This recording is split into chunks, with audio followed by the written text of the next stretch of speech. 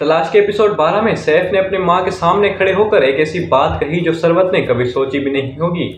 मैं सरवत को तलाक देना चाहता हूँ। और सबसे हैरान करने वाली बात यह है कि ये सेम लफ्ज सरवत के मुंह से कुछ दिन पहले ही निकला है। सवाल ये नहीं सैफ गुस्सा क्यों है, लेकिन ये है कि वो बंदा जो सालों से चुप था, सब कुछ बर्दाश्त कर रहा था, अब इतना सख्त क्यों बन चुका है। क्या ये सिर्फ एक रात का गुस्सा था या पहले से ही ये भरोसा टूट चुका था। जवाब सैफ के अपने लफ्जों में है। वो अपनी माँ के सामने रोया और कहा कि बचपन से लेके आज तक मैं ही आपके दुखों का जिम्मेदार हूँ, क्योंकि उसी की वजह से ही उसके बाप की बात हुई थी। यही वो गिल्ट है जो सैफ को अंदर से तोड़ता आ रहा है, और वही गिल्ट सैफ को हर बात बर्दाश्त करना और मानने पर मजबूर कर देता था। लेकिन आज उसी रात पहली बार उसने कहा कि अब मैं सब ये बर्दाश्त नहीं कर सकता, मेरी बर्दाश्त की हद खत्म हो चुकी है। यही वजह है कि सरवत ने जब गुस्से में कहा कि मुझे अब तलाक चाहिए, तो सैफ ने उसे एक झगड़े की तरह नहीं देखा, बल्कि एक परमिशन की तरह। और सालों का गिल्ट और खामोशी को तोड़ने का मौका भी मिल गया। और सरवत जब उससे माफी मांगने आई तो उसने सीधा उसके मुंह पर कह दिया कि मैं सिर्फ तुम्हें इस घर में इसलिए रहने दे रहा हूँ क्योंकि मेरी माँ ये चाहती है, वरना मैं तो ये कब का इस घर से निकाल चुका होता। ये तलाश ड्रामे की कहानी का सबसे बड़ा धचका था जो सरवत को अभी मिलने वाला है, क्योंकि जिस औरत को अपनी ताकत पर इतना यकीन था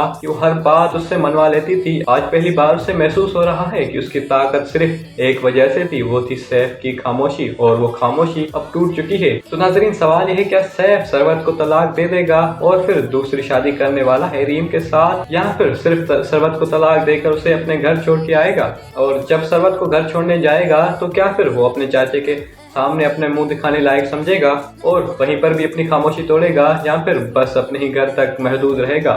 अपनी राय कमेंट्स में जरूर दीजिएगा। अगर आप चाहते हैं कि तलाश के अगले एपिसोड का रिव्यू सबसे पहले आप तक पहुंचे तो चैनल को सब्सक्राइब कर दीजिए, वीडियो को लाइक और शेयर जरूर कीजिएगा। मिलते हैं अगली वीडियो में, तब तक के लिए अल्लाह हाफिज।